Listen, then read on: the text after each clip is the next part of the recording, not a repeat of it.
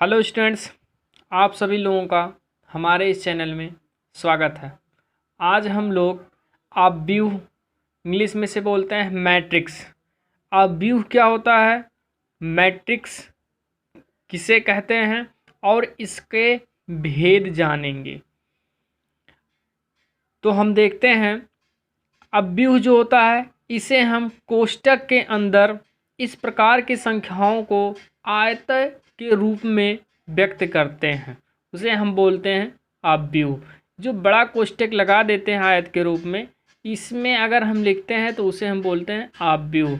अब हम लोग इसकी परिभाषा देखते हैं। परिभाषा ये होती है, यम यन संख्याओं के एक निकाय को यम पंक्तियों तथा यन स्तंभों में आयताकार सारणी के रूप में व्यवस्थित करने को यम गुणयन क्रम या कोटि का अपव्यूह या यम गुणयन अपव्यूह कहते हैं। जैसे यहाँ एक एग्जाम्पल दिया है, यह है एक यम गुणयन क्रम। यम का मतलब होता है पंक्ति, जिसे हम इंग्लिश में बोलते हैं रो, और स्तंभ को इंग्लिश में बोलते हैं कॉलम, और इसे हम लिखते हैं यन। अर्थात जो यम और यन था, यम का मतलब होता है पंक्ति और यन का मतलब होता है स्तंभ। अब ये है, अगर इसे हम क्रम बताएं तो ये हमारा इस साइड का अगर हम देखें तो ये 2 3 1 अर्थात 3 - 2 7, ये जो होगा इसे हम बोलेंगे पंक्ति, और जो ये ऊर्ध्वाधर होता है उसे हम बोलते हैं स्तंभ। जैसा कि जहाँ AI एक संख्या या तत्व को प्रदर्शित करता है जो IB पंक्ति तथा J स्तंभ में है। क्षैतिज रेखाओं को हम बोलते हैं पंक्ति सदिश तथा ऊर्ध्वाधर रेखाओं को स्तंभ सदिश बोलते हैं। अब क्षैतिज का मतलब समझते हैं, अर्थात जो ये है इसे हम बोलेंगे क्षैतिज, अर्थात उसे हम बोलेंगे पंक्ति, और जो स्ट्रेट लाइन की तरह ऐसे दिखेगा उसे हम बोलेंगे ऊर्ध्वाधर, या उसी को हम बोलेंगे कॉलम। अब हम देखते हैं कि अपव्यूह का क्रम या कोटि होता क्या है। यदि अपव्यूह में यम पंक्तियाँ तथा यन स्तंभ हैं तो उसे यम गुणयन क्रम का अपव्यूह कहते हैं। जैसा कि यहाँ एग्जाम्पल दिया गया है, ये है यम गुणयन। हम हमेशा क्रम या कोटि बताना होगा, तो उसे पहचानेंगे तो हम हमेशा यम गुणे यन के ही रूप में लिखेंगे, जैसा कि यहाँ है।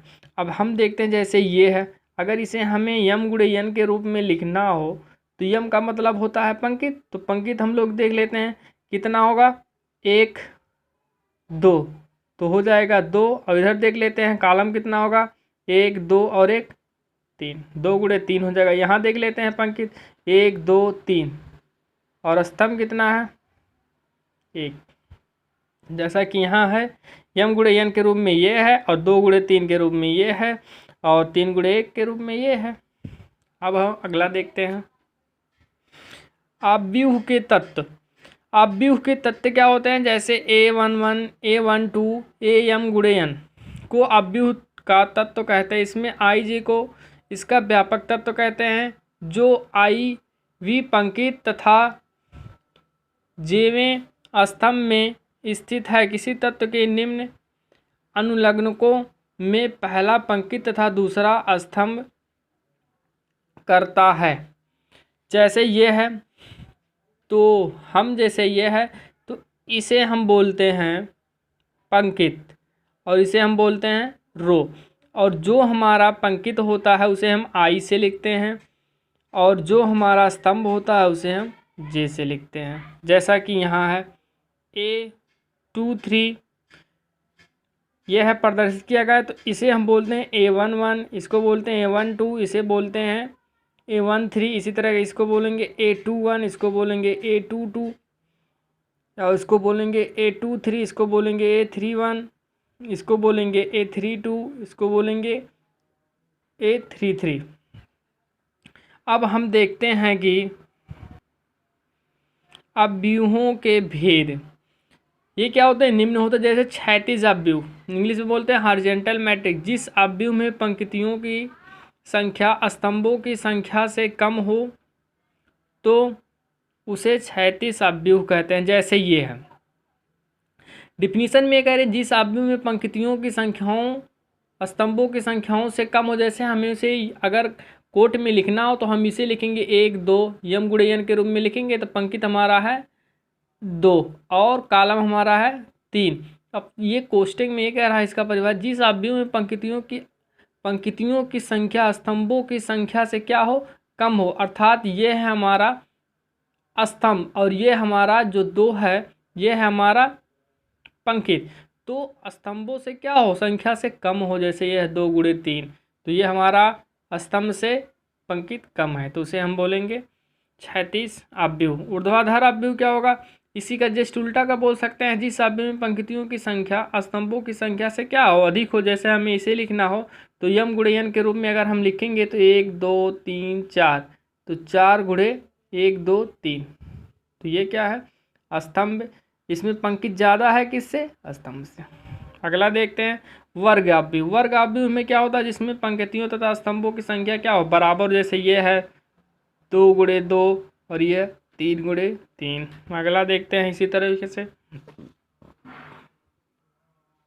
पंक्तित अवयव या पंक्तित सदिश।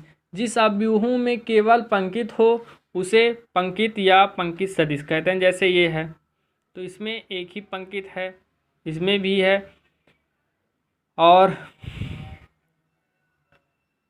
ये को इसका आंसर है। अगला देखते हैं स्तंभ अवयव या स्तंभ सदिश। इसमें क्या बोल सकते हैं, जिस अवयव में केवल एक स्तंभ उसे हम स्तंभ अवयव करेंगे। जैसे ये हो गया एक, ये भी एक है तो इसका हो जाएगा 1 2 स्तंभ 2 गुणे 1, जैसा कि यहाँ लिखा है, यहाँ हम लिखेंगे 3 गुणे 1, क्रम मिल जाएगा। इस तरह शून्य या रिक्त अवयव, ये हमारा शून्य या रिक्त अवयव, जिस अवयव का प्रत्येक तत्व क्या हो, शून्य